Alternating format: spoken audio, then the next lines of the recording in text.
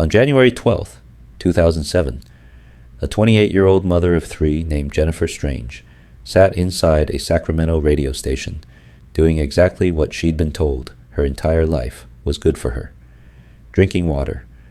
The station was running a contest called Hold Your Wee for a Wee, daring contestants to drink as much water as they could without using the bathroom, for a video game console as the prize.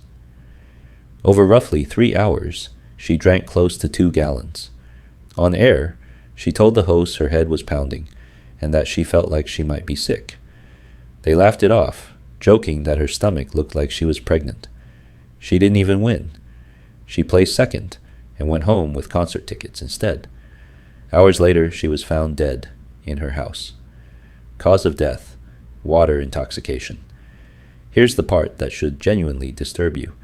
She hadn't done anything reckless by the standards most of us are raised on. She had simply followed, almost to the letter, the single piece of health advice repeated more than nearly any other on earth: drink more water. But to understand how something this ordinary killed her within hours, you first need to understand what water actually does to your blood once it's inside you.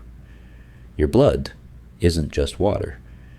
It's water carrying a very precise concentration of dissolved sodium, somewhere between 135 and 145 millimoles per liter, and that concentration is what allows water to move correctly in and out of every single cell in your body.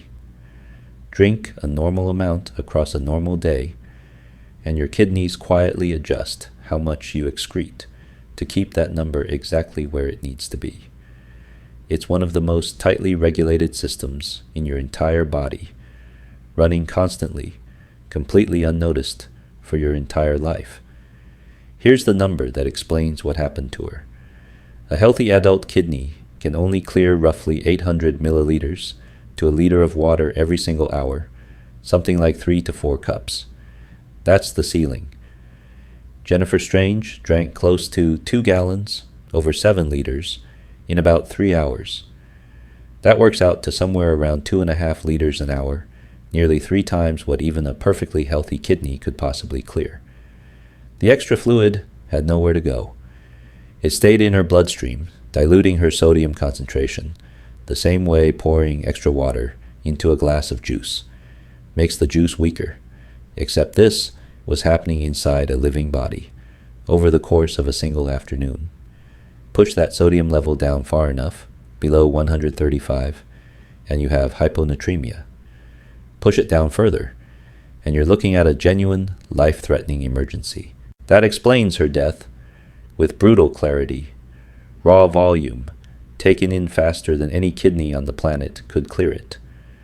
But it doesn't fully explain a second, much larger category of hyponatremia deaths, the ones that happen to marathon runners and endurance athletes who never drink anywhere near that fast, and who are often doing exactly what sports medicine has told them to do for decades. For that, you need an entirely different mechanism, one hiding inside a hormone. That hormone is vasopressin, sometimes called antidiuretic hormone, or ADH, and its job is to tell your kidneys how much water to hold onto versus release. When your body already has plenty of water, ADH is supposed to fall, freeing the kidneys to flush the excess. But researchers studying marathon runners found something that complicates this. Pain, nausea, vomiting, and the muscle breakdown that comes with hours of hard exertion can all trigger ADH release, independent of how much water is actually in the body. Scientists call this non-osmotic release. It's not hard to see why the body might be wired this way. For most of human history, the kind of trauma that causes pain and muscle breakdown, injury, blood loss, illness, was exactly the kind of event where holding onto fluid made survival sense. The body doesn't know the difference between genuine trauma and a voluntary 26-mile run fueled by water stations. So exactly when a runner's body should be releasing water, it's being told, incorrectly, to hold on to every drop. This isn't theoretical. A landmark 2005 study in the New England Journal of Medicine tested runners from the Boston Marathon and found 13% finished with hyponatremia, and just under 1% had reached the critical range.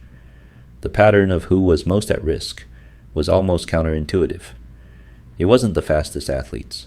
It was runners who took over 4 hours to finish, and most tellingly, runners who actually gained weight during the race, meaning they'd taken in more fluid than they'd sweated out, hour after hour, doing exactly what they'd been coached to do. This isn't limited to marathons either. It's documented in hikers, soldiers, and rowers. Among military personnel tracked over a decade, water intoxication appeared in roughly 7 out of every 100,000 service members each year, almost always during intense training in heat, ordered to hydrate aggressively while pushed through exertion severe enough to trigger that same hormonal shutdown. So why is any of this actually dangerous, beyond feeling unwell? As blood sodium drops, water moves from the diluted bloodstream into surrounding cells, trying to balance the concentration out. Every cell swells slightly. Most tolerate it. Your brain cannot, not for long, because unlike almost every other organ, it's sealed inside a rigid, fixed-size skull with no room to expand. As brain cells swell, pressure inside that skull climbs with nowhere to go. Jennifer Strange's own symptoms line up with this almost exactly. The pounding headache she described on air, the nausea, are the textbook early signs of rising pressure inside a swelling brain. The bloating the hosts joked about was her own tissue, visibly retaining fluid it could no longer process. In severe cases, this pressure produces seizures, coma, and death, a condition doctors call hyponatremic encephalopathy. And here's the part that makes this genuinely cruel. The early symptoms of drinking too much water, headache, nausea, confusion, fatigue, look almost identical to ordinary dehydration, or simply feeling unwell. None of it looked like a medical emergency to the people in that studio. It looked, to them, like someone who'd simply had a lot to drink. That same confusion plays out on race courses constantly. A collapsing athlete showing these exact signs is frequently handed more water by well-meaning staff, because every instinct in the moment points toward the opposite diagnosis. The warning sign gets mistaken for the problem it's actually caused by treating. A jury later found the radio station liable for her death and awarded her family over $16 million, a legal acknowledgement that this danger was real, known, and foreseeable, not some freak accident. So the next time you hear the advice to drink more water, stay ahead of your thirst. Remember, it's genuinely correct guidance for almost every single day of your life, but under a specific set of conditions, whether that's 3 hours in a radio studio or 4 hours on a marathon course. That same advice stops protecting you and starts working against you. The water never changed. What changed was whether the body carrying it could still let it go.